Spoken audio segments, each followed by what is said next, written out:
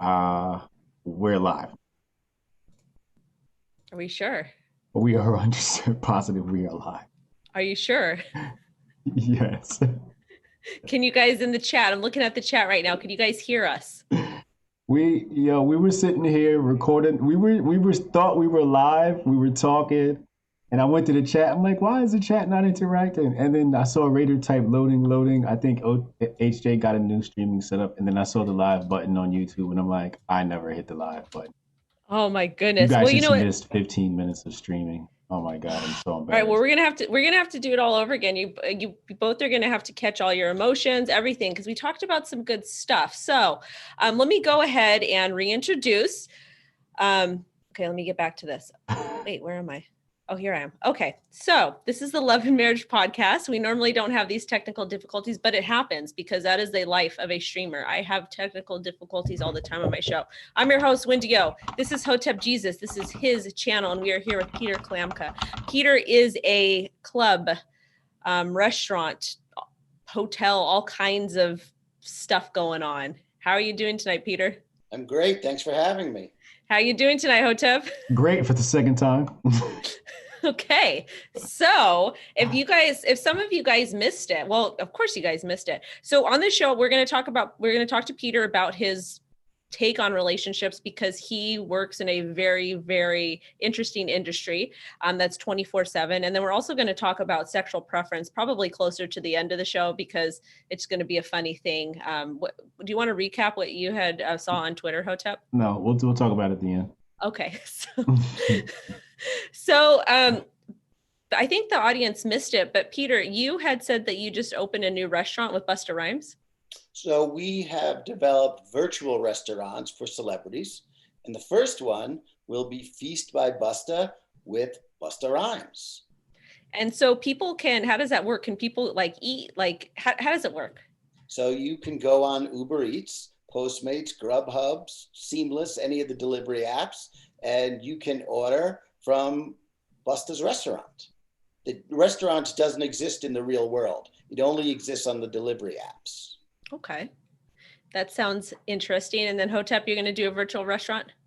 Yes, I'm next up. I got to get a restaurant first though, and then I'll be hitting Peter up, and we're going to do the virtual thing. Yeah, you don't need a real restaurant. You just need the kitchen. Right. Yeah, that's all you need. Yeah, to do the virtual thing. Yeah. Yeah, I got to get a menu together, and we're going to make that happen. Yeah. What are you going to put on the menu, Hotep? Definitely not chicken and beans. Probably something Caribbean / soul food. Okay. Yeah. I can get behind that. Yeah. It's got to travel well. Recipes. It's got to travel well. How far? Got to travel well. Yeah, Jamaican food does real well. Jamaican food's notorious for delivery. Okay, then you're good. Yeah. Then you're good.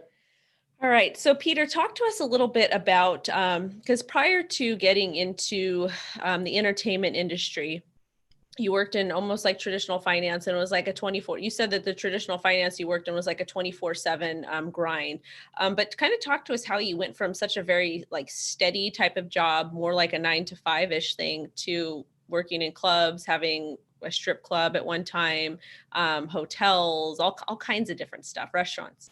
So now there's a little bit of a backstory, and that when I was starting out in finance, literally on Wall Street, when I was a kid, I was assigned to entertainment finance. So some of my friends were in aircraft finance, some of my friends were doing bond trading. It's completely random. So I'd sort of always been around some aspect of finance for either entertainment properties, leisure properties, hospitality, things like that. So, but it was in a very traditional environment. An office, my last office looked like the set on Billions, and that was the game. That was my life for a long time. What made you change? Like, how did it change and why did it change? So the evolution or the pivot happened for a couple of reasons, primarily family purposes. I'm a single parent. Really hard to raise a 7-year-old alone in Manhattan.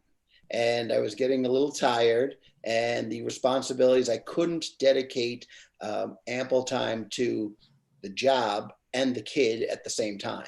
So I said, let me move back to Los Angeles, because I had had stints in Los Angeles when I was younger. And then I said, well, I'm just trading one city for another. I still have the childcare issues. I still have the driving. Let me make a pit stop in Las Vegas. I had some family here, and it was I thought it was sort of going to be like New York, but it's nothing like New York. And you could have a traditional upbringing, a yard, a normal street, things like that, to a suburban environment to raise a child. And that was how I ended up coming to Las Vegas, saying, I'm going to take a pause from a billions environment and have a more traditional upbringing. I put child over career. That makes sense. So were you married when you were in traditional finance? Yes, I was married for a good period of time. Okay, so you're married in traditional finance in New York. And when did you and then you decided, when did you decide you were going to get divorced? She decided that, actually. Okay. And that was a year or two after our son was born. So Really? Probably, 12 years ago, 13 years ago. And she was okay with you getting custody? How did that Oh, work? no. Okay. Brutal, vicious, 7-figure custody battle, newspaper, go to jail, everything you can imagine. You could imagine in that custody situation. So can you talk to us a little bit about that and explain? Because it sounds like you had a really good job in New York, because people that work in traditional finance in New York on Wall Street, they make good money. I know this because my great aunt, she actually used to train bankers and whatnot back in the day. And she just, everyone on Wall Street did really well. But can you talk to us why did you guys decide to split up? I'm still not sure 14 years later. I'm still curious as to why. I honestly have no idea. But one day someone decided that they don't need to be married anymore, and they would like the house in New Jersey, the child, and a large amount of money. And I basically said, you can have the house in New Jersey, you get no money and no kid. And then the war began. Mm. Mm. Mm. First of all, I'm from Jersey, so I know that house is quite expensive. Just the taxes alone are a bitch. Damn, that's crazy, man. Yeah, and that went on for a number of years. Yeah. I told you, Wendy, men got to get the kids. Yep. But I want to know, okay, so you told her no. Did she, when you guys were filing for divorce and all that stuff, like you guys had to go to court, it was a very expensive divorce, but what was your ace in the hole to getting custody of the child? Because it is in California, it is hard. It's so hard for the father to get custody. And Hotep and I, we had a big debate about it, because we debate stuff on this show. And Hotep thinks that the child should go with dad. I think the child should go with mom, unless the mom's a hot mess. So I just want to know how all of that transpired and how you're able to win this custody battle. Very difficult. It was expensive, and it was like a military operation. When I say a military operation, it was like it was like a Jason Bourne movie, meaning private eyes, surveillance, research, and a jury trial in Texas. I mean, I literally went broke funding this war that I had to fund over a period of 3 or 4 years. And she's a prominent news anchor. So this was not like, I was up against, somebody who's on television.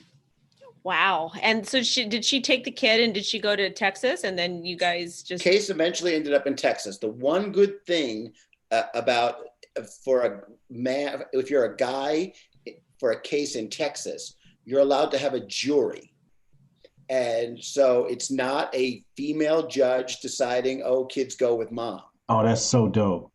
Yeah. So I have 12 men and women in the box, right? So you had 6 guys in there and you had 6 moms in there. So all I had to do was get one woman not to like her. So that was sort of how, that's all you needed. and because you only need to win 7 jurors. And it turns out I won 10, but and the secret was, so she had this was, at the time she was a news anchor in Dallas. She had the most prominent law firm in Dallas. And I was on my 6th lawyer because nobody wanted to deal. I was nasty, yelling at my lawyers, a bastard from New York with I'm from Wall Street, from Manhattan. You're not going to tell me how to run this case. Anyway. So I'm on my 6th lawyer. They appoint a court-ordered psychiatrist to do a study and on which parent is better. And this esteemed member of the bar and of the psychological community in Texas is appointed because of the high profile nature of the case. It was on blogs and in the newspaper and everything else like that. So I hire my own expert, and she goes through the math that you take all of these tests, IQ tests, personality tests, all of these tests, and then they come up with a score. So nobody ever checks the math. In his recommendation, the math was wrong. He didn't check the math. He has a grad student do it. So the study gets thrown out. So you brought that to court in front of the juries and in front of the jury, and then they lie about it. They say, "Oh no, we this is perfect. This is 100%. It can't be. It's not. It can't be. There's no way that this could be wrong. It was wrong." And we ended up finding the grad student that did the math, who admitted, "Yeah, I kind of just did it wrong." So the study gets thrown out, and now you're on personalities. And it came down to a personality test rather. And she had gotten remarried 10 months after the divorce had been finalized, and had her 3rd kid 11 months later. So that helped. And then the flawed study. And then it turned out that we were able to bring up some other issues related to truth and honesty. And although neither one of us are perfect, don't lie to a jury. Don't try to make yourself look good to a jury, because if the other side finds out and you get caught, you can't fix that in front of them. That's the problem. So you had all these things to kind of talk about and prove. She got remarried. Was she cheating on you when you guys were together? And I don't know. No one knows, right? Do we ever know? Well, sometimes that comes out. That's why. That didn't come out, and probably wouldn't have been admissible, right? It was the process doesn't favor the dad, right? There's an overwhelming burden on the dad to prove that, and unless you had to be able to literally give up a lot of things to win this case, because otherwise you're going to lose. And I was told, no, you're going to lose. Don't continue. Give up. Tap out. It's not worth it, and you're going to be humiliated and lose. And it's going to be on the courthouse steps the day before court. We offered to do 50-50, and I said I would move to Texas. And her law firm said, "We've won this case, so don't even bother coming with some stupid settlement." Oh, wow. Yeah, because I was willing to move to Texas and do traditional 50-50. And they were the attorney at the time for them was extremely arrogant and said, "Come on, we have this one. If you were in Manhattan, maybe you got a shot, but this is Texas." Okay. And then you won. And then it was literally like a Law and Order episode. But the funny part was the jury ends on a Friday at 2:00. They don't come back with the verdict till 7. And even my lawyer is getting nervous, like, wow, the longer it goes, this doesn't look good. It turns out that the county gives you a pizza party at the end of the case, and they were waiting for their free pizza. Like, I would have taken them all out to dinner, and never mind the free county pizza. Yeah. That is so ghetto that they waited for the damn pizza. Like, they waited to the 4:30 or 5:00 so they could get the free pizza. Then they ate that for an hour and a half. Then they came back with the verdict. Isn't it funny how food can kind of control people? Like, I remember when I worked, this is kind of changing topics, but I remember when I worked in pharmacy, the drug reps would always come and bring us food all the time. Mm-hmm. And it helps to kind of sway you. But so back to the story, they went ahead and they got pizza, and then they came back, and how did the verdict go? what was funny was one of the guys in the jury kind of nodded to me and gave me a thumbs up as he's walking in, which he probably shouldn't have done. And then that was it. The judge read the verdict just like on television, and said that the father has been awarded custody, and thank you for your service and have a nice night. So that was it in a Texas courtroom. How did the mom react? The mom actually thought she had won and was with a posse of her girls and was dressed up for the club. I hate women. I swear to God. Hey! So, I'm calling your fiance right now. She don't count. She don't count. So it was a little bit of it was not the outcome they were expecting. So I don't think there was much clubbing going on that night or victory celebration. Because remember, this is a prominent news anchor. This is not just like somebody who works in an office. This isn't like a housewife. This is somebody who wins often and expects to win. Like a guy following a case like this is probably going to leave the courtroom and take their kid out, for ice cream and hang out and, chill, right? A woman wants to go fucking shake her ass in the goddamn club with her girlfriends. Like what the fuck is wrong with people, yo? Like, why does a woman, the first thing she wants to do is go in the club and act like a whore? I don't understand this shit, yo. That's not all women are like that. 95%. I'm not going to be in the club shaking my ass if I just got done with something. I'm taking my kid to Chuck E. Cheese. Wendy, you are the anomaly. My daughter was at grandma's all day, and I'm like sitting in my bed eating chips and candy because I missed her, but she needs to be with her grandma and spend time with her. I miss my kid. But did you take your son to go get some Chuck E. Cheese after you won? No, because you don't get him till the next couple of days later. There's they do they read the verdict, and then there's some paperwork that's got to get done and things like that. So there was some transition. It took a couple of days to get the transition. So he was living with her and was home with the babysitter or whoever. So. How was he, if you don't have to answer this if you don't want to, but how was he during this whole process? Because that's a pretty challenging thing for a child. Because I remember when my mom and my dad, when they split up, the divorce started to get really, really ugly. And we had to go see all these psychiatrists and all this people. And I just remember going to Beverly Hills all the time to go see all these people, and they would and talk to us and all kinds of stuff. Like did he know what was going on, or he was just kind of chilling? No, I don't think he had. I mean, he was only 5 at the time, so I don't think he had a good grasp of what was going on. And while this was going on, every other week I flew to Texas from New York and exercised my visitation, so that I could never be accused of saying, "Oh, he's not exercising his visitation." So I would fly every other week down to Dallas and spend 4 days in a hotel room, going to Chuck E. Cheese, going to Legoland, going to the movies, and exercising my visitation. So when you're standing in front of a jury holding up your frequent flyer miles for every other weekend and receipts from Legoland in Dallas, that's compelling to 12 men and women in a box.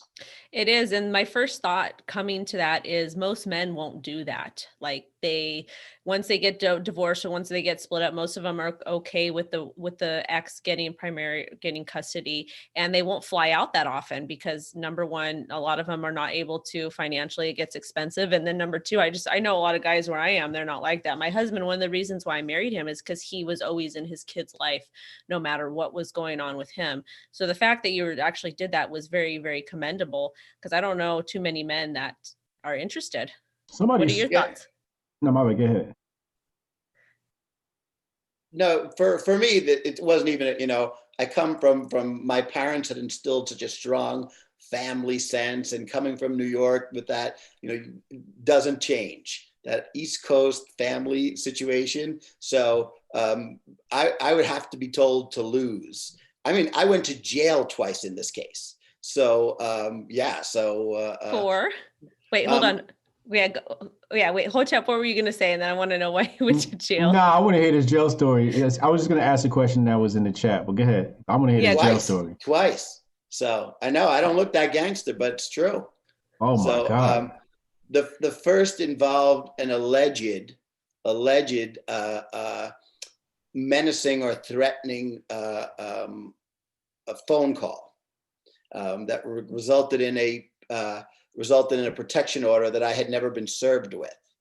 And long story short, that caused me to be arrested. And I ended up suing not only her, but the city, and won, because it turns out it was completely bogus. The second was related to the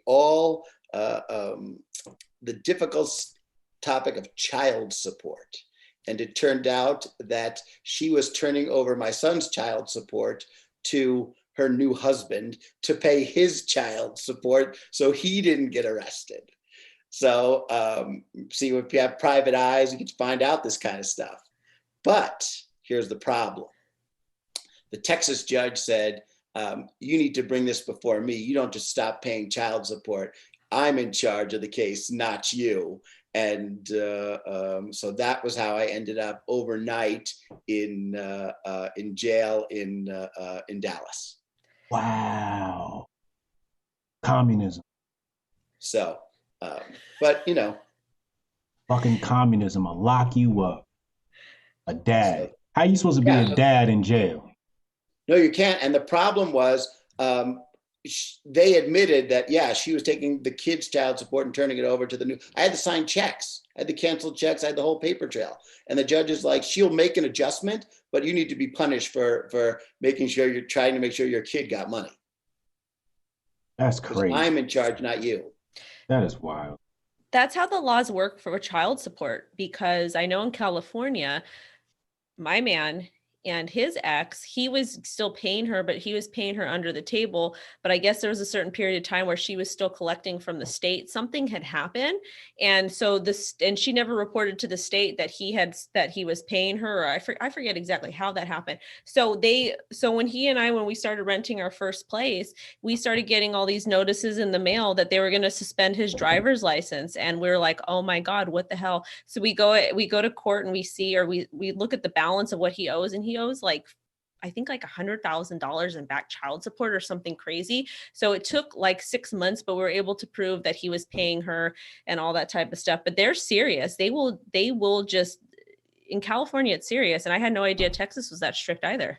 Especially when you are from New York, looking like you're some kind of Wall Street type, and you're going to tell the judge how it is. The funnier part was, when they take me into like the holding area, I'm still in my suit. So all these people in jail are coming up to me. Yo, man, I got booked with possession. How long you think I'm going to do? And so they're asking me these questions, and they're like, oh, we thought you were a lawyer. You look like a lawyer who got in some trouble.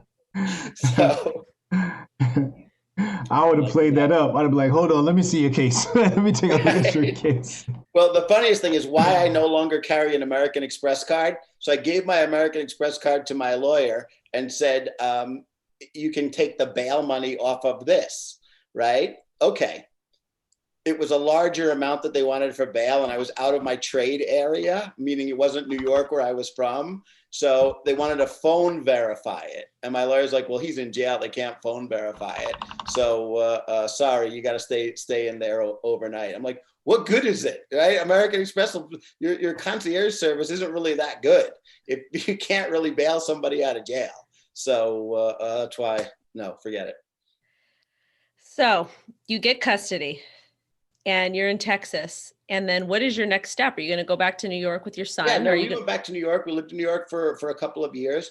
And just as a single parent, it got hard in New York. It just got hard to do, work 12, 13 hours a day and get the call from the school, get the calls from, go to football, go to soccer, go to the art farm and do all of that kind of normal stuff.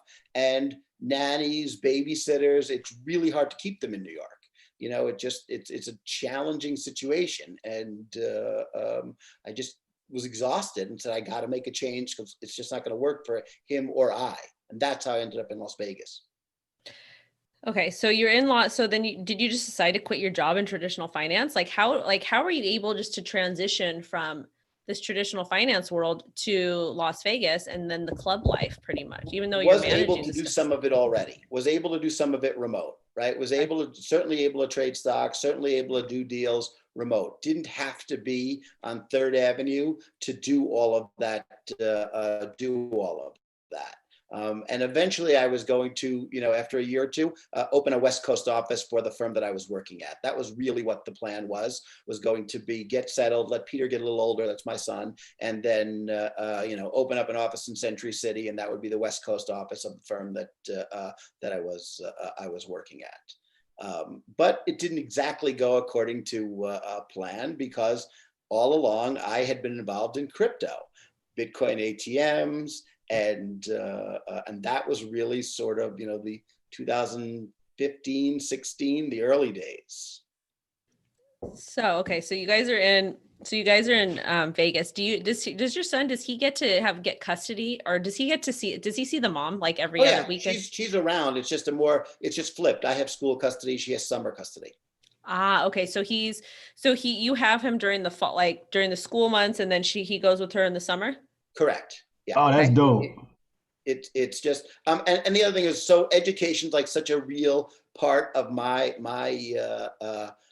upbringing, that like, I'm still checking homework, right? It's just part of the game for me. And knowing her, she's on TV. That's her what she loves to do. She's not checking homework. She's not going to the Christmas concerts and things like that. It's a different. I had some flexibility and could make time to do that, and did. So, summertime's fun, but I wanted to make sure that you were school was always the priority. So you're like working, you're working at these clubs and stuff pretty late at night, and then you got to get up early in the morning and check. Oh yeah, in the old days, in Legends Room days, I'd be at Legends Room till 3:00 in the morning, and then 6:30 we're up making breakfast. Absolutely. And Legends Room was a strip club, correct? The world's only crypto adult entertainment club. Yes. Okay, so all right, so that's a lot to take in. So I got a question here from the chat. Let's get that one while I collect myself. Where is it? Let me find it fast. Thoughts on parents who only stay together for the kid? Ooh. I think that's fucking admirable. They put the kids first. I feel like once you consummate and you birth children, your life is over. That's it. It's all about the children.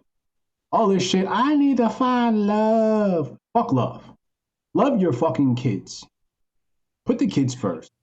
So people who do that, I commend them. Now after the kids, grow up and they turn 21 and they, they're establishing themselves. You want to break up and go hump somebody new, fine. But when they're kids, man, like, you need to be thinking about them more than, who you're humping or finding love or some shit like that, man. I'd never let anybody break me up for my kid. What are your thoughts, Peter?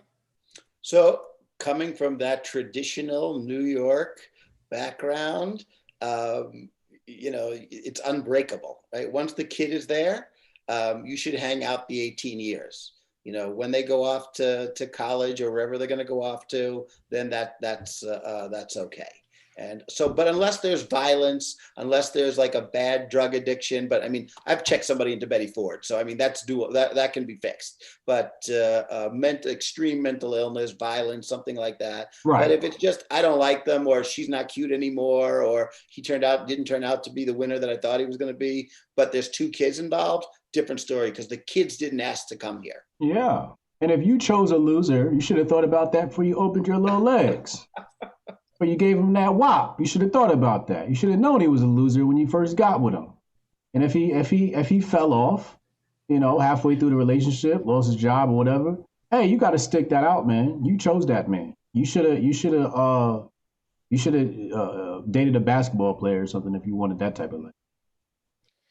So I agree with both of you. I think that once you have kids, I think that first and foremost, I do think that I'm a big proponent of getting married prior to having kids. Because that's what I tried to do. And that's just what I try to do. And I'd wanted to make everything perfect because I came from a broken household. And I also do think that you should stay together for the kids as long as possible.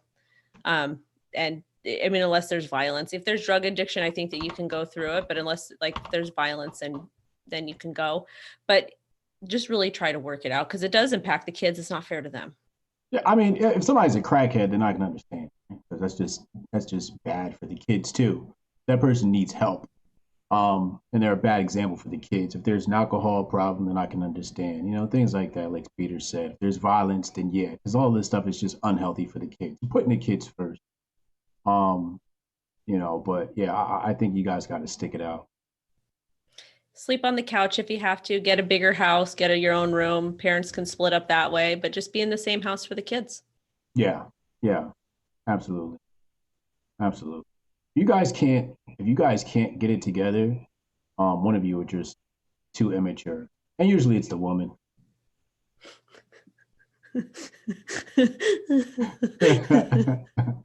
You know what? I'm seeing a lot of these stories. I'm seeing a lot of stories on TikTok where a lot of husbands are cheating on their wives. Men don't cheat. Elaborate. Men don't cheat. We may step out and have sexual relations, but usually women cheat. You see, cheating is usually an emotional thing. Women usually emotionally cheat. Men physically cheat, and that's not really just cheating. That's just him getting his rocks off, because he can't keep his peen in his pants, which is not to be commended. But women cheat more than men. I need people to understand that. Men get a bad rap that they are the cheaters, when the truth is women cheat more. Go look at the studies. Go look at the studies. The numbers are there. Multiple studies have been done. Multiple surveys have been done. Women cheat, and they also cheat better than men too. Women are great liars. Women are great liars. They're better than men. The only reason why men get a bad rap for cheating is because men suck at cheating. We don't get away with it. We always slip up and leave evidence or something like that. Women will cheat on you with your best friend and clean up all the evidence. That's gross, man. That's so gross. It is what it is. I mean, I get it, but it's just so gross. It's like, I don't know. Yeah, somebody said women love to get attention. Yeah, and that's what all this comes down to. Women just need attention all the goddamn time. You fucking 2-year-old child, grow up. Didn't your daddy love you? No. This is the problem with women. That's why OnlyFans and Instagram has become a mental addiction, or a drug for these women. They just can't live without some sort of attention. You take attention away from a woman, she turns into a crackhead in remission. Well, that's true. A heroin addict in withdrawal. That's true. And I feel like the internet has given all these star fuckers an even bigger platform to leech and to get it in where they can. I'm talking about women. Yeah, absolutely. Absolutely. A woman will cheat and still rationalize it too. How? How could you rationalize cheating? Women don't rationalize anything. That's like what women are good at, rationalizing bullshit. Look at American politics today. They rationalize voting for Joe Biden. They'll rationalize anything. If you can rationalize voting for Joe Biden and Harris, you can rationalize anything. We're going to get into that in a little bit. Peter's like, who the fuck is this guy? Peter's like, he's like, Wendy, what the fuck? Oh, good. Okay, so. All right. Darlene said parents should only stay together if their kids are young, elementary and middle school, because they need the stability of routine. But 8th grade and up, they need to see real love modeled. That's interesting. You know what? I got a comment on that. My mother refused to get remarried because my mom was so picky, so picky, and just my mom was never one for compromise. It was either her way or the highway. And my parents split up at 7. My dad died at 11. I had no male in my life like right after my parents were really divorced because my dad was so sick. Mm. So I agree with that stability that they need, that kids need that. And I guess even after eighth grade, like during the high school years, I can see that being tough on a child. But at the same time, like if the mom or the dad can get remarried and introduce like a partner that they're happy with, that would be showing the child or the young adult, and the importance of a stable relationship. Mm. Indeed. Sketch Peter? therapy. Oh, go ahead, Peter. So I think that there's nothing like mom and dad living in the same household, right? It's your natural mom and your natural dad. And I think that over time, you see, are you teaching commitment or are you teaching love?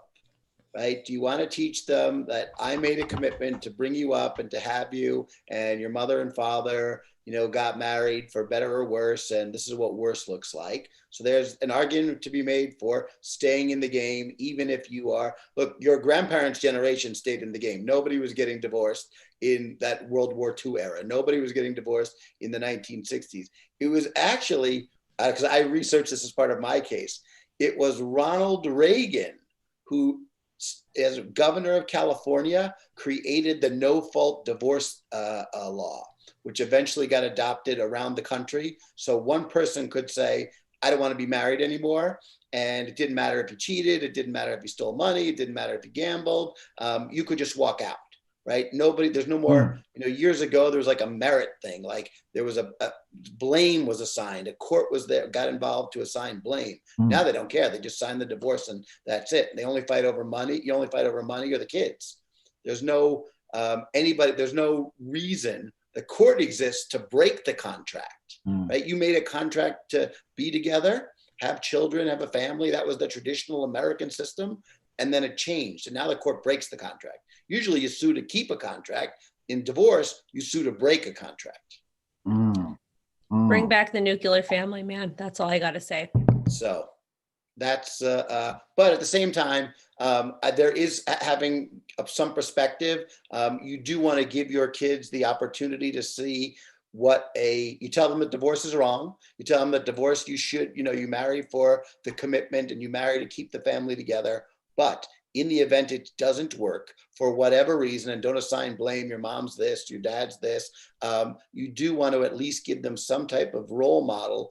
You don't want to talk to them about, I'm just going to the club all the time. You want to talk about that you can have a solid relationship, even if it's with husband number 2 or wife number 2. Wife number 5 or 6, it starts to get a little tricky. But if you on wife number 5 and 6, you might as well just be single, dog. You might paying a lot of alimony too. Yeah, I mean, something wrong with you if you got to go through that many goddamn marriage. Peter, Natasha Kayleen, $5 super chat. She said, "I love you." Talking to us, thank you, appreciate it. Yeah.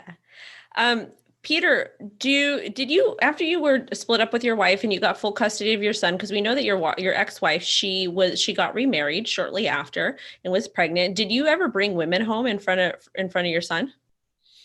So I've had 2 long-term monogamous relationships in the past 7 years. So after we knew it was going to stick, he got to know both of those women. Okay. Because I wanted to have a balance to mom got remarried right away. That makes sense. I wanted to have some kind of balance. Also, mom's actually working on divorce number 3 now. Wow. Wait, what? But she's working on what? I think it's the 3rd divorce now. She got another one coming? We think so. But so the answer was yes, but it wasn't a series of just girls from the pole, because that I think is destructive for a kid. I agree. So, all right. So you moved to Las Vegas with your son, and then you get into the strip club, casino. A friend comes to me and says, I want to raise money to open up a strip club. Okay. Now, could I have gone and gotten my, a bunch of friends from New York to put $50,000 each into a Vegas strip club? 100%. Did I want to do that? No, I really hadn't been in any strip clubs in my life. And so it was the Vegas strip club was a completely new world. However, I said, it was when the whole altcoin world was really taking shape. And I had been a member of some business clubs in New York and a member of a club from where I went to college in New York. New York's got these private clubs. And I said, what if I took the idea of the Vegas strip club, crypto, and membership and connected all three dots? So it wouldn't just be another strip club, it would be a crypto thing. And you would have to be a member, and your membership would be able to be transferred. And your wife wouldn't necessarily know if you had a membership because you just have these crypto coins. It's not like your receipt's going to be on the American Express bill, which is how most of them get busted when they get home to Iowa or Calabasas or wherever. Crypto, how are you going to trace it? I have some Legends coins. Oh, isn't that cute? So, okay. So you created a mechanism almost to enable people to. Yes, 100%. Okay. Right? So you got the Vegas experience, you got the crypto experience, and you got some level of insulation from the real world and the ways which you normally get caught, which are your credit card receipts when you get home to Des Moines. Okay. So you made it pretty safe for people to go out and have a good time while their partners were at home with the kids. You could bring the partner. It was fine. We had a lot of couples visit the club. Okay. Did you ever get calls from like angry wives, like any of your employees, or like angry partners? We never had that because it was just on their Bitrex account, right? Okay. So remember, the Legends Room was 100% crypto if you wanted it to be. We used to hold ICO parties. People would have ICOs and then come fly to Vegas and spend the Ethereum with me. So you had to really be stupid to get caught if that was your goal at the Legends Room. I mean, interesting. Because you could pay in Bitcoin, you could pay in Ethereum. If your coin was listed anywhere, I'd take it.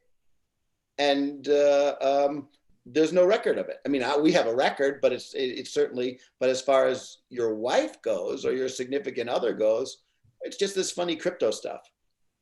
Interesting. I didn't know that. I knew that you guys accepted crypto, but I didn't know it was like 100%, whatever you wanted. So let's talk about some of the things that you saw while working in the nightlife. Anything juicy for us?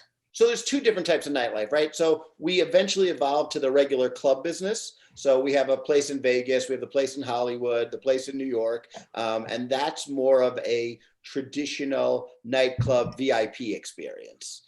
That's fairly, I don't want to say tame, but there isn't a lot of, you have the finance bros that are members. You have couples that come that just because they want to go and see Cardi B or Sweetie and sit in the VIP area and stuff like that. And so that's pretty traditional. But in the old Legends Room days, it was sort of anything goes. The VIP area, and I don't know if that's cheating or not, but there were people who we knew were married. There were, we had certainly many bold-faced crypto Twitter names that came and spent time at the Legends Room. The valets will tell stories about the wedding ring and the cup holder. There have been phones lost or left in the VIP, which has got pictures of the two kids and the wife and the dog, and they weren't there at the club that night. We've had requests to use my office for various meetings with some of our other personnel that were working that night because that was secure. So it runs the gamut. Everything you could possibly think of occurred. Well, that was certainly some tea. You also had couples. I mean, you definitely had, definitely had that. Oh yeah, no, definitely. I used to work in some of the clubs in Hollywood, and there'd always be interesting things going on, and whatnot. You worked in the club there, Wendy? I used to hang out. What kind of club you worked in, Wendy? You didn't tell us about this. This is new Well, information. What we'll kind of discuss club? we'll discuss that at another show. I was young and wild at one point. I lived in Hollywood for like almost 2 years with my ex. Hollywood is wild. Yeah. So can I tell you, want to hear one of the crazy Yes. stories that happened to us? So we lived in a small apartment complex off of Cherokee. Yeah, it was off Cherokee. And the girl upstairs, she was his old roommate from this other house that was the way she was like a famous rock star's wife at one point, whatever. But he had slept with her upstairs. He had slept with Stampy. He called this girl Stampy, that was a couple places over, and then with another girl downstairs. And upstairs she had a room, she had our apartment key for whatever reason, and she also was a Playboy model and did all kinds of stuff. So she used to come into our house at like 4 a.m. drunk and would wake us up like just to hang out, and I used to be so mad all the time. Ah, oh my God. I remember I Yeah, was in Hollywood and I saw this girl walking across the street, and when she pulled her dress down, there was a penis hanging out. that sounds about right. I said, "Oh Lord, have mercy! It's time to go." Yeah, It that was probably on like Las Palmas, because there's a center over there and they do lots of was on fun Hollywood stuff. Boulevard. Oh, yeah, but it's probably cross street. It was probably Las Palmas. Oh, No, the no, no, cross never. street. Yeah, No, probably. never mind. I think that goes. No, I think it was Las Palmas because there's a center right over there. That's why. It was right. It was outside of a club. Too Short was outside with his Bentley. I love it. It was a few years back, and I saw that. I was like, Lord have mercy. This shit look like New York in so many ways. Because you'll see that in New York too. Oh yeah. And Peter, what club is it that you have in LA? I think it's right. It's on Hollywood Boulevard, Argyle. isn't it? Yeah, Argyle. That's what I Argyle. thought. Right across from the W, right on Hollywood Boulevard. Absolutely. Upstairs is the Moore area. Mm. That's what I thought, because I used to actually pass that to go to work. But yeah, I was going to say something, but I totally forgot what I was going to say because it got segued. But so now what is you were talking about moving to California with your son. True. Yeah, that's the plan. And Absolutely. what is the reason behind that? What's the reason behind it? We all need to change sometimes. And I also think that there are more opportunities for education for my son. There's certainly, I'm used to live there anyway. In my younger days, when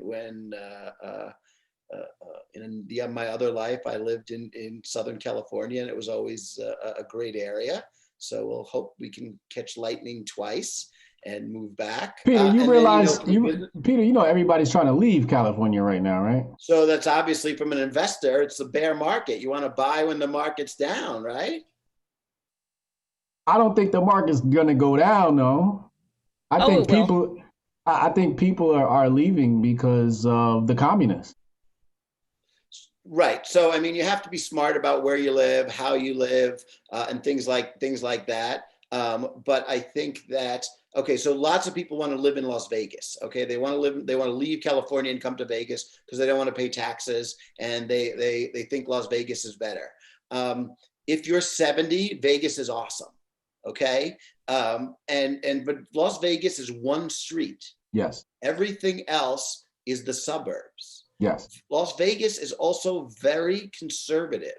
Yes. Las Vegas is also very anti-tech, right? There's no business here other than throwing dice or the poll. Correct. And the poll is closed, right? So, I'm involved in a number of different things: crypto, virtual restaurants, celebrity branding, different types of businesses. All of those are looked down upon in Las Vegas. The other thing is, I have a long-standing relationship with a bunch of the talent agencies. I'd rather just go to CAA. I'd rather just walk into William Morris than, schedule time and all of that other kind of stuff. And I think that for my business, we're better off. I'm better off in Los Angeles. And if we don't like it, yeah, if you're working with celebrities, yeah. you can leave. I mean, I think that, Tony Hsieh, who founded Zappos, was a big Vegas proponent, and he just left. He's just like, it's just not a tech area anymore, and never will be. I mean, it's one industry throwing the dice. Indeed, entertainment. So, I have hotel deals in Los Angeles, celebrity things. All of the restaurant companies are based there. We work with all the delivery services. There's a couple of ghost kitchen companies that I work with that are one's in Pasadena, one's in Los Angeles. So it's just easier. And I'll deal with the homeless and the taxes and the needles and I'm originally from New York City, so I can handle it. Just as long as you stay away from the homeless encampments, you guys should be fine. Your son's going to go to private school, right?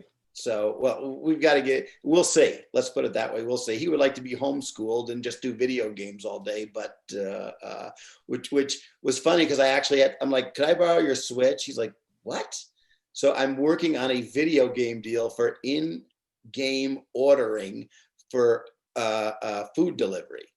But I haven't been on Twitch. I don't really know the game network, and I don't want to deal with getting him on his PC. So there's a Switch version. I'm like, just put this on your Switch so I can figure out how this game works. So, but that's what 13-year-old boys would like to do, just play video games all day. Fair enough. So, have you dated any celebrities? His wife was one. Well. So yes, one who's deceased and one who's very much alive. You was in a relationship with Joan Rivers? No. But she used to live by me in New York before she died, actually. Wow. Yeah. Used to see her. Mm. She was old looking. Yes, she was. So yes. So to answer your question, yes. Okay. That's interesting. But you can't name names, right? They made you sign an NDA. Who's deceased, it was Anna Nicole Smith. So Anna and I that's when I lived in LA, and there's pictures of me in the National Enquirer with her and all that other kind of stuff. And the other is actually on TV currently, very famous. And no, I won't. But Anna Nicole Smith, man, that puts me, I guess, back in high school. So that was in the 90s, right? Right. Yeah. Yeah, that was my Anna Nicole Smith, boy. I was in love with her in high school. Damn, you was hitting that? I'm jealous. Yeah, no, I've heard that before, but so yeah, there are pictures of us online and pictures of us, and that was when I lived in LA. It was a crazy time, lots of fun. Playboy man. Yo, so all right, so where does Anna Nicole Smith fit in the timeline with your ex-wife? Oh, years before. So remember, I told you I was financing celebrity deals, right? So I had financed a company that she was involved with, went to an event. Obviously, she found me irresistible, and that was it. And that's how it started. Man, if I was dating Anna Nicole Smith, not a woman on this earth could tie me down. I'm like, bitch, don't you know I was with Anna Nicole Smith? Hoes want me. Very sweet person, and it was a sad situation how it ended up with her. So, but yeah, I knew her son Daniel, who also died. He used to, I knew them all. It was yeah, absolutely. Man, that's crazy. Oh, she was so hot. You bring it back memory. So yeah, no. Yeah. Yeah.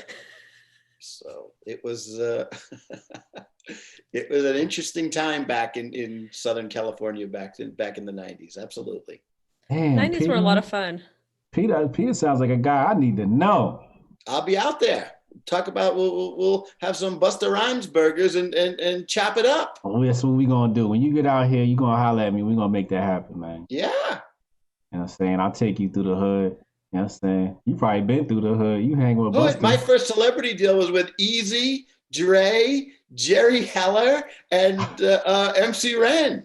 NWA? Yeah. God damn, Peter, who the hell are you? Right. So that was my first. So here's the funny story. So like these new rappers that I know, like 21 Savage and those guys that play in the clubs. So I start telling them these stories like, I knew Eazy-E, right? I was at Ruthless Records. I was there when Dre left. And they're like, Wow. no way. And here's the story. You got more So, street cred than me. so it's like, yeah, I've been to jail. I've been in deals with Mike Tyson. I knew Eazy-E. You know, I don't look it, but there you go. Peter is blacker than Hotep Jesus. That's that's who my son's mother is, also African American, and so Wait, hold up. You was dating black women too? of course. God damn, Peter. Okay. So. I like this guy. How come I had Wendy, where have you been hiding this man? I got people in my back pocket. A real G from the streets does not pull all your cards out at once. You don't. Right. You're right. That's slick right there, Wendy. Yeah, so I used to get yelled at because I didn't know how to take out weave. Like, they didn't teach that to me in my all boys Catholic school on how to take weave out. Don't cut my real hair. Yo, that's crazy. So hold up. What are you doing in Vegas right now that you're around all these rappers? Well, so remember, I used to book them at my club. So I would book 21, Migos, Cardi B at Argyle. I would book them at the Bellagio. I'd book them at, because I still have my members that would come and they would do a performance, and then I'd do a meet and greet after. And so, I'm a crypto member, and here's your picture with 21 Savage. And that was how. And so now when I was doing food delivery, I reached out to all of them, and Busta's manager got right back to me saying, yo, we really want to do this food delivery thing. And that's how it got started. Wow. Man, your ex-wife bad as hell. So that's sort of the story. So.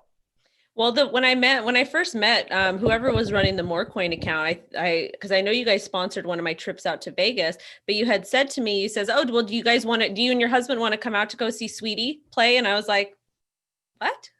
And you're like, yeah. I was the first one to book Sweetie. Well, yeah. I know, but I remember, because then you're like, oh, can you just retweet this for me? I was like, sure. And it was with Sweetie. I remember. Sweet. I just booked our manager the other day. Yeah. Love Sweetie. Your pockets must be loaded to be pulling on these women. So there's a funny story about that. So one time I was in New York at an event with Claudia Schiffer in my old days. And so Pierce Brosnan comes over, and then I'm in LA a week later with Daisy Fuentes, who used to be on MTV. And Pierce Brosnan comes over to the table again. And he's like, you either must have like an amazing technique in bed or $1 billion, because I don't know how this is possible.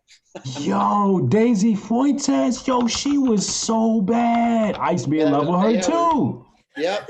Yeah, no, I never dated her, but we were in business together. So, you was clapping them cheeks. But she was great. Yeah. Yo, I don't know how old y'all are, but back in my day, in the 90s, man, Daisy Fuentes, she used to host a show on MTV. I forget what it was, but style show, yeah. Yeah, man, a dating show too, I think. I don't remember that one, but that was Jenny McCarthy and Carmen Electra, I think. Oh, you're right. Yeah. Another two more baddies. Damn, Peter. All right. So when I get out to Vegas, I'm gonna need your number. You know what I'm saying? Easy to find. They're easy to find. Yeah. Yeah. I don't want to touch none of them because I'm in a relationship, but I just want to be around so I can look important. Yeah, it's fun.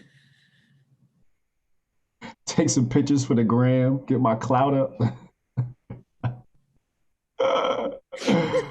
Jesus Christ. I'm over here like Googling this man Peter right now. I'm all up in his life. To find the pictures of me and Mike Tyson, that's what comes up first. Yeah, I saw that. Yeah. I saw that. Hotep's doing recon. So This Do you guy, want to, Peter. Peter? Do you want to stick around for when we talk about the sexual preference conversation? I don't know what that is, but it's up to you guys. If you think I can add something, fine. If not, I'm happy to bid you a good night. And Peter, you I ain't going nowhere, Peter. You sticking around. We need you around, I man. think you'll be able to give us a very non-biased, very business-like, a non-biased perspective because Hotep and I are about to go off. okay, all right. Or do you have any other questions for Peter, Hotep? No, we're gonna save those for Vegas in private. All right. Okay, so excuse me.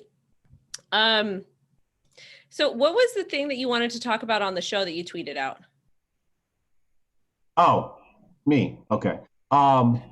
They changed the dictionary. The dictionary changed the definition of preference, and there's some sort of conversation from the left surrounding basically saying that having a sexual preference is offensive, meaning that if you don't want to date somebody because they're fat, because they're black, they're white, they're trans, then that's offensive. You're not allowed to have a preference. You should just date any and everybody. You're not allowed to date ugly people. You should be canceled for doing so. That is the new thing that socialists have found. Because here's the problem. Socialists are undesirable. Nobody wants to date them. Majority of the time, it's like you look in the mirror, you're like, holy shit, I'm ugly. I should just go ahead and be a socialist and give up on life, right? Or I'm fat and I should just go ahead and give up on life. And that's what happens. When you give up on life, you become a socialist. And that's the problem here. So these people are undesirable. And because they're undesirable, they want to force people to date them. And that's where we are. So my take on that, my take is I do think people should be able to have a preference of who, because you really don't get to pick who you fall in love with, but your body and your chemistry is attracted to a certain kind of, you have a preference, and it's really like your genetic makeup, I think, that kind of pushes you in that direction. Me personally, I fall in love, the type of men I fall in love with. I've dated all different types of men. I've dated black men, dated white men, Mexican men, Pakistani men, Asian men, all different types. All right. Hold on. Your husband's listening, damn it. He knows. He knows. I'm just trying to make a point here. Okay. And he can pop in if he wants, and he'll get this pen thrown at him. I had it with him today. In other news, but I fall in love for people that have a specific type of personality, and I don't want anybody telling me that I can't fall in love with somebody because of that. But also too, looks do come into play, and I just wouldn't feel comfortable dating a woman at this time in my life. Really? Yeah, really. I didn't get that vibe from you at all. That I if there was a pop quiz and they were like, would Wendy O date women? My answer would be yes. She'd probably swing both. I think it's because you're like one of the bros. You're like one of the homies here at this podcast, and you got the tattoos, and to me you come off like the top. You're probably wearing the strap on. So I'm a bit shocked here, but that's good to hear. Okay. No, it's just I prefer men, and I prefer men, very, very masculine men. My husband is a complete alpha, like in all aspects. Of course, I do get the final say, and of course, I get to I pipe up when I want to, but bedroom wise and as far as the household goes, he gets the final say. But I do pipe up. And if I just wouldn't be able to be with somebody who couldn't match that energy, that couldn't keep up with me. Like I couldn't do a beta. I couldn't, because to be honest, I would probably cheat if I was with the beta, if I was married to a beta. Yes, I think that's why most women cheat, because they're with betas. Peter, what are your thoughts on this? I don't really like to be told what to do. So, and I'm just wondering who would decide the preference issue for anybody. Certainly, I wouldn't listen to them. I mean, if I listened to everybody, I would have, made much different choices in my life, and be in a cubicle somewhere and not having stories about Anna Nicole and you know, all of the other fun things that I have come across over the years. So I think it goes beyond just, you know, it goes to your life rather than just that one aspect of dating or relationships. You know, nobody tells you what to do. Mm. And is this going to be put into law, Hotep, or is this just like on a Twitter thing? This is just a socialist sphere, which they'd like to put into law, which they'd like to get you censored and banned from social media for, you know, just like dead naming and these other things. They want you to accept their way of life, and force you into it, but it's not law yet.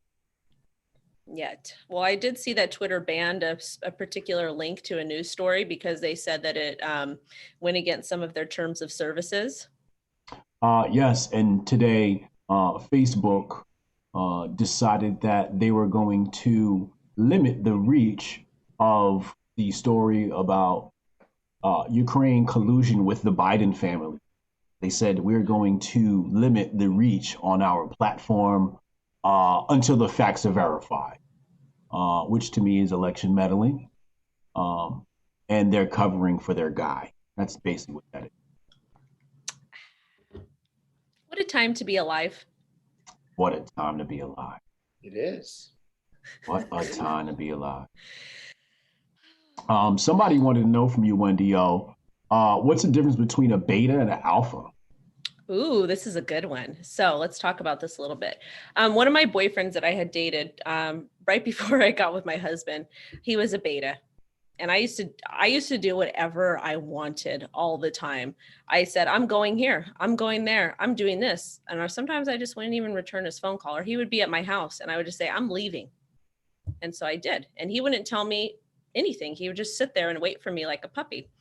And I quickly realized that this is probably not the type of person I want to be with. And then my husband comes along that is just soaking in alpha and testosterone and is muscular and is just very strong and masculine and is like, you're coming with me. And I said, okay. Did they fight though? Almost. He whooped his ass. Yeah. So my husband is, he's very masculine though, like very, very masculine, is very like I've had men that are like too scared to pipe up to me and that'll tell, like too scared to pipe up and, you know, argue with me. Like in person, online, it's a whole different story. But my husband, if I'm wrong, he'll say no and he'll like stop me here and there. But to me, a beta man is somebody that is going to be very submissive and do every single thing that their wife, their girlfriend, their friends tell them to do, to try to be cool, or just because they're very insecure. They don't really own who they are as a person. But an alpha man will not be scared. An alpha will not be scared to walk alone or not be scared to accomplish things on their own. They don't need an army of people by them. They will go and they will do what they want to do and they will take what they want to take. Why did you end up in a relationship with the beta, Wendy O? So I was in a relationship with that beta because after I was with like my first real boyfriend, he was there. And he was cute. He was there. He was there. Literally there. This is a boredom relationship. Yeah, he was really cute though. I just was, you know, I had just turned I was 17, just getting ready to turn 18. He was at a friend's house and he was just really cute and was into me, and he was there. Ah, I see. Okay. And the previous relationship was very abusive. That guy was very nasty to me. So I think I was looking for like a nice guy, but he just would let me do whatever I wanted and didn't care. And I think probably because my dad passed away when I was young, I needed somebody to be more of a like, no, you need to do this, or you should probably get a job, or you probably shouldn't work here anymore, or you shouldn't hang out with these people. I needed someone to help me with direction.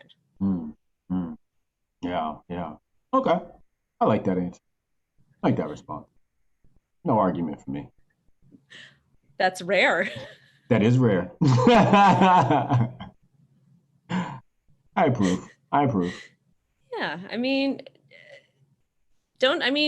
Peter, are you the alpha in the relationship? Are you the dominant in the relationship? Like, how does that work with you? it pretty much works. So I just say what it's going to be, and then that's how it is, and everybody goes along fine. Just it works out that way. What happens when she pipes up? It depends on the subject, right? Some battles you got to give. Like some battles are not worth fighting for. Sometimes you strategically retreat so you can conquer at a later time. And then sometimes there's, okay, you let them win because you know that there's a victory coming down the road. So it all depends. Now, in a couple of situations, I got involved with the career, right? So I was managing the career a little bit or giving the career advice. And sometimes that could be a good thing and it could be a bad thing. Because to mix the two, if it goes well, it's going really well. And if it's going bad, it's going really bad. Right. Yeah. That's because in some of my previous relationships with some, prominent people, I was mistaken for the publicist, the agent, the company vice president, the handler. And in some respects, I was okay with that. And I was amused by that. It's like Kaiser Sose. You don't really know it's Kaiser Sose who's back there pulling the strings. And then there are other times where you just have to be assertive and say, draw the line and say, no, it's my way or the highway kind of thing. Oh, yeah. That sounds very alpha to me. Oh, yeah. So I like this guy, Peter. And then Hotep, we already know you're alpha. I'm not super alpha though. I'll be honest, like the other day I was just thinking like, am I alpha? And I'm like, I'm somewhere balanced in the middle. I got some beta tendencies and I got some alpha tendencies. I let women get away with too much. I let my girl get away with too much sometimes. But then it's like my alpha is like really, you know what I mean? Like when I say no, it's like, it's no. And I will say no, and I'm not beta in the fact that I'm not going to deal with your shit. You know what I mean? Like a lot of betas deal with shit. Oh no, I'm not dealing with your shit. Absolutely not. You will respect me. The moment you do something disrespectful, you will be told about it, and I'm going to move accordingly.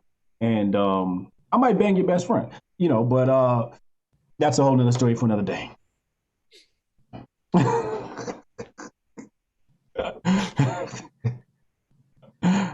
I've never done that before, though.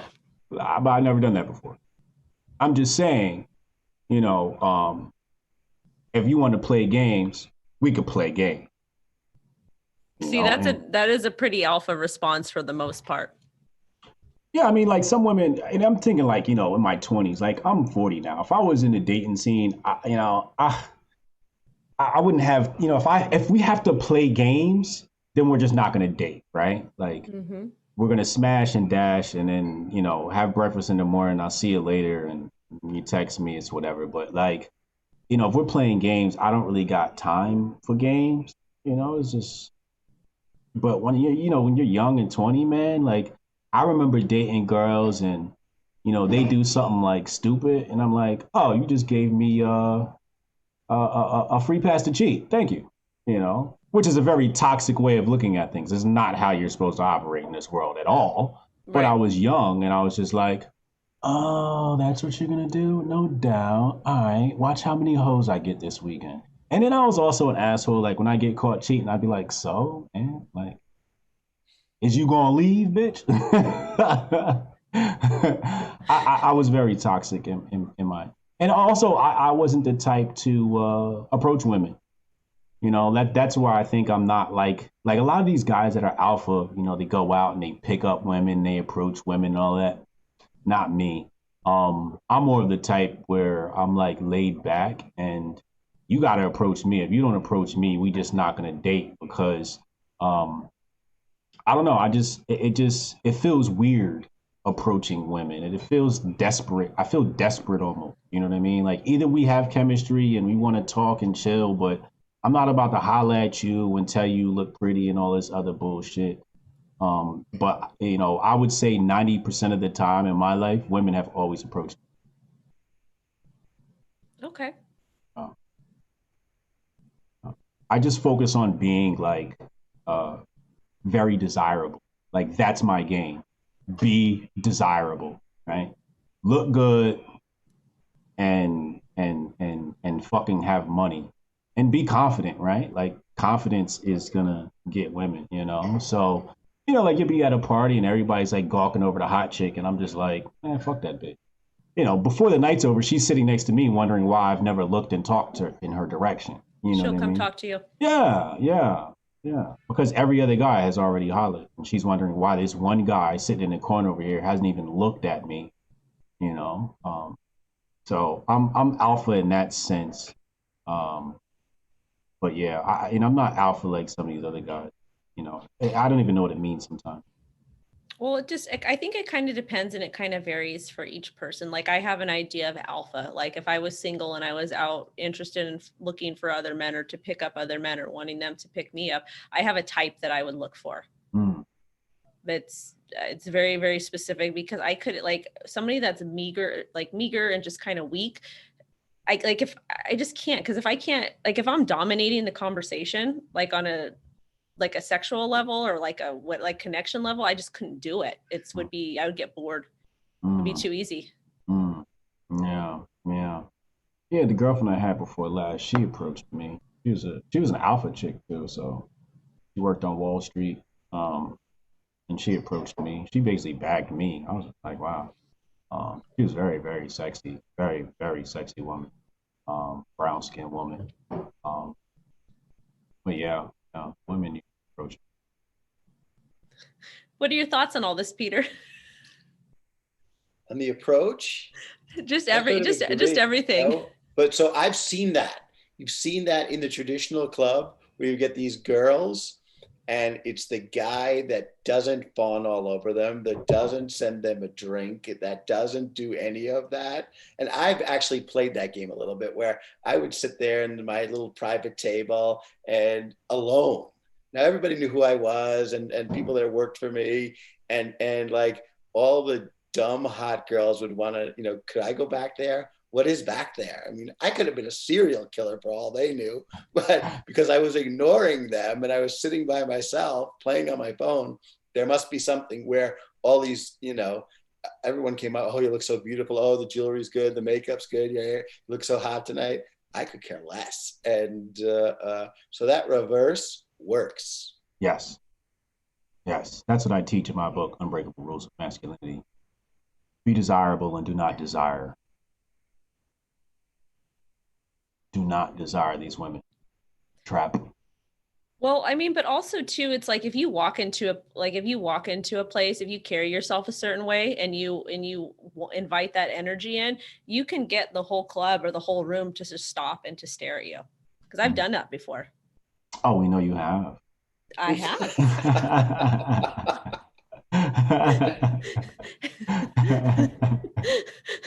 I'm like, I'm gone. But I also find that in business, right? So I'm in a deal right now and with a celebrity and for another virtual restaurant. And they gave me some ridiculous number. And I said to the agent, all right, thanks. I'll keep it in mind if I want to start paying out big numbers to hire talent and good luck. The next day, the agent calls back and said, we really want to be in the food category. We'll take your terms. And whether it's the hot girl at the club or the agent in Century City, if you don't want it and you play indifferent, they're going to wonder why you don't want them because I'm so desirable. You have to want me. And they just throw themselves at you. Mm-hmm. Very, very true. I've also attracted women spiritually, right? Like some Napoleon Hill type shit, right? Like you see a girl, you like her, and then you like set the intention like, I want this woman, right? But you never approach her. And it's been like I remember one time I saw this girl on the internet and I was like, damn, she bad as hell. I want her. And she hated me. 2 years later, she was like offering to send me nudes and stuff like that. That I didn't even ask for, just sent it, you know? And it's just manifested from like here, right? Like you put it out there in the universe and just came. And come to think of it, every woman I've ever desired, I've attracted like that, where I just kind of set the intention and then the environment to make the connection happen naturally coalesced. Very mystical way to do this. That works too because it's all about energy. Yeah, yeah, yeah. But I found with women, they're all attracted to my brain. Really. The thing about energy is a great tool, but you also get something you have to be careful with how much energy you exert because you can also attract, if you have a very strong personality and people like to be around you, you can attract the scary type of people of like a stalkerish or somebody that wants to take you down. And that happened to me recently. And it took almost a year to get this person to go away. Damn. I know I got a stalker too. Yeah, not fun. He shows up at the house sometimes. Huh? Yeah. He showed up at my house twice. Yeah. I have a stalker. Really? Yeah. Yeah. I had to block him on like WhatsApp, my phone. I had to call the cops. Yeah. Wow. Nice. Yeah. What about you, Peter? You got any stalkers? No, but we used to have it. So I used to bring some adult actresses to the club to do meet and greets at the old Legends room. And there were a couple of instances where stalkers of the girls came because, look, I didn't care if you had your 6,000 more coin. That's fine with me. You can come in.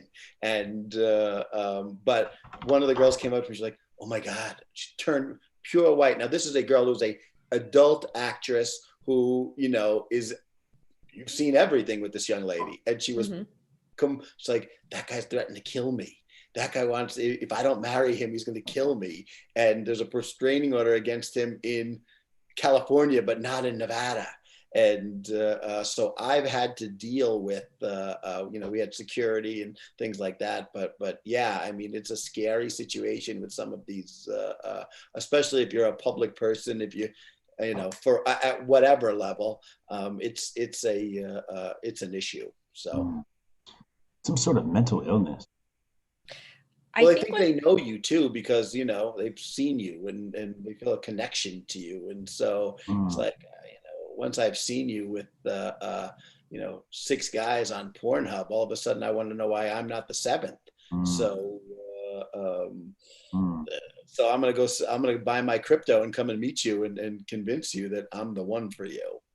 So that's kind of weird.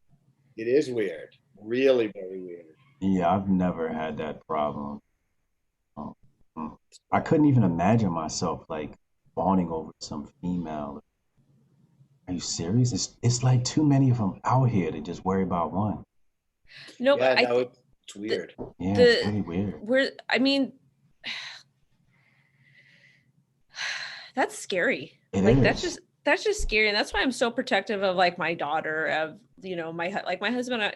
I just don't like to show him because that's really not anybody's business. People know that I'm married, but I don't like to really post pictures and stuff of us just in case, Right. because the internet's weird. Yeah, there's weird people on the internet, but my daughter, like I'll post pictures of my daughter, but her face is always covered because you never know. And like people can get fixated on me, but not just stay away from my family. Yeah. Yeah, I don't post my. I couldn't see myself. I try to keep the family protected. Wise, very smart. Yeah, no, I've seen it. I've seen it with some of the mainstream talent I've worked with. I've seen it with, I certainly saw it with all the porn girls. So. I couldn't imagine. I just couldn't. It would just be too much for me. Yeah. It would. Is there anything else we got scheduled for tonight, Hotep? That is all I have. Do you have any other questions for Peter? No, I do not have any more questions for Peter. Not anything I can ask publicly. So I will wait until I will need to follow him on Twitter first of all, and I'll link you guys via email as well. awesome. That's great. And when I got people out in Vegas too, so my homie is a manager, Brody. He's in this chat here. Brody's a manager at Ahern Hotel. Are you familiar with that hotel? Yeah, it used to be the Golden Dragon downtown. Right. And then they turned it into a non-gaming place. Yeah, so I know exactly where it is. Yeah, it's Right. on the bottom of the Las Vegas Strip. Yep. Right. Heading So downtown. yeah, so one of the big supporters of our show, Brody, actually runs that spot. He's one of the head managers there, president of the firm or whatever. And then I got a couple of other people out there. So yeah, when I get out there, I'm gonna link up. We have some drinks. Do you smoke weed? So that's an interesting. I don't, but I have held marijuana dinners at Argyle for my members, where we've done infused dinners Okay. with either THC, CBD, or nothing. So the answer is I'm willing to try that at one of my own dinners. Okay. So yeah, Yeah, let's do a THC dinner. yep, creme Yeah, brulee with THC in it. yeah. I'm a off and on weed smoker. I smoke for a week. Actually, I smoke for 2 weeks, then I'm off for 2 weeks. I smoke for 2 weeks, then I'm off for 2 weeks. Um, so yeah, not a heavy smoker, but just wondering. So when I get out there, what kind of recreation? Do you drink alcohol? The last time I haven't, other than the celebratory glass of champagne, not really. Mm. Yeah, me either. I have, I'm a two drink and I'm pretty much pissy drunk after, two drinks. So I usually limit myself to two drinks and then I'm out like, yeah, I'm feeling good. And like after that, it's like, so I'm not a drinker at all. Yeah. Yeah, no. I sell a lot of alcohol, but don't don't really use it myself. Right. My drug is business. Mm. I get off on talking about business, developing business. My background is marketing and branding, specifically digital marketing as well. I'm in the tech space. I have an AI company. I have a Bitcoin company, and I have an iPhone app, and we're going to develop another web app soon, which is going to be really dope. So, when I get out there, I'd love to just sit down, chop up Lots of stuff business. to talk about. Sure. Yeah, I'd love to chop it up with you and see I'll if we be can out there sooner rather before you're here. I'll be out there. out to Jersey, Jersey or New York. No, to I thought you're in California. I'm in Jersey. You're in Jersey right now? I'm Yes. jealous. Yeah. Why are you Jealous. jealous? I hate this place. Yeah, I miss Manhattan. Oh, okay. Yeah, I used to work in Manhattan, and that was a time of my life, man. Yeah. Just coming in, the energy of the city, and it's just like I just felt important. Like I don't Yeah. know, like you felt important taking the train, and it's definitely a false sense of importance, and I was conscious of that, but I fed off of Because that. it's the center of the universe, Yeah, yeah, right? It doesn't yeah, matter that you're just a speck in the universe because this is the center of the universe. yeah. And I'd walk around with my chest poked out, with my laptop in my back, feeling like, I was Yeah. somebody. I had a nice, cushy salary. I worked at a couple of jobs in New York, and, all of them had a nice, cushy salary. Um, and I enjoyed that. I couldn't do it again. I couldn't do the commute again. I'm just too old now. Well, I've been working on my own for several years now, so you can never really go back to working a job No, after. very hard. Yeah, it'd be impossible. I got offered a real good job, real good pay, and I looked at it and I looked at it, and I was just like, nah, nah. Just getting up in the morning and leaving the house just sounds like the devil. Sounds really satanic. So, but yeah, Manhattan's beautiful. Man. Manhattan's beautiful. I Yep. really love Manhattan. But it's shut down now with all this COVID stuff. So I it's know like, everybody tells me that. All my friends are like, they're in Long Island. They went to New England. They're with at their families in South Carolina. It's totally different. So yeah, yeah, yeah. And everybody's beautiful in New York, man. You think you've seen hot people till you go to New York. Everybody's beautiful in New York. Everybody, the men, the women. everybody just looks good, you know, and it kind of makes you feel better, right? Because you're just like, oh wow, like the whole world isn't ugly like in New Jersey. Maybe you get better looking when you get there. As soon as you get off the subway. Right. Transform. Yeah, yo, as soon as you get off NJ Transit, that hell of a service.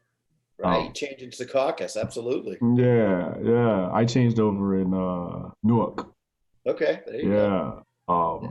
But yeah, man. Yeah, Manhattan's great. I hope they open it back up soon. My niece is up here visiting. I want to go out there and hang out with her. But yeah. Um, so you're gonna be in Cali, you're saying first? Cali, right. So Okay. Vegas or Cali. I don't. Yeah. I'd love to be back in New York, but I don't see it for a while. So with the stuff I have going on and kids and stuff, it's I'm here for a while before I can get back to Manhattan. Where's here? Vegas Here's or Vegas, right? right? West Coast. Okay. Here's West Coast, right? All right. So I'll be booked for I got booked for a show next year, 2021. So I'll definitely link up with you then. Yeah, for sure. You know, between now and then I'm coaching kids soccer, so my whole schedule's locked down. But we'll definitely link up next year when I'm and we'll connect. We'll connect offline. We're here. Oh yeah. All right. Well, thank you everyone who tuned in to the show. Make sure you like, comment, subscribe, set alerts. Hotep, you want to plug anything else that you're doing? No, I just want to say thank you to Wendy O for. I mean, she's 100. She's shooting 100% from the free throw line right now. Shooting 100% from the field with guests. Amazing people she connects us with. So I just like to say thank you, Wendy O, and kudos to you. And make sure y'all follow her stream. The link is in the description box below. And Peter, anything you want to leave anyone with before we get going? And again, thank you for your time. No, just if they're in Las Vegas or New York or Club World opens up, Moore's happy to take care of you. And pretty soon, Feast by Busta Rhymes will be on all the food delivery apps. And this is like the greatest food you've ever tasted. So, all right. Sketch Therapy said, bring him back. I like him. Maybe an interview.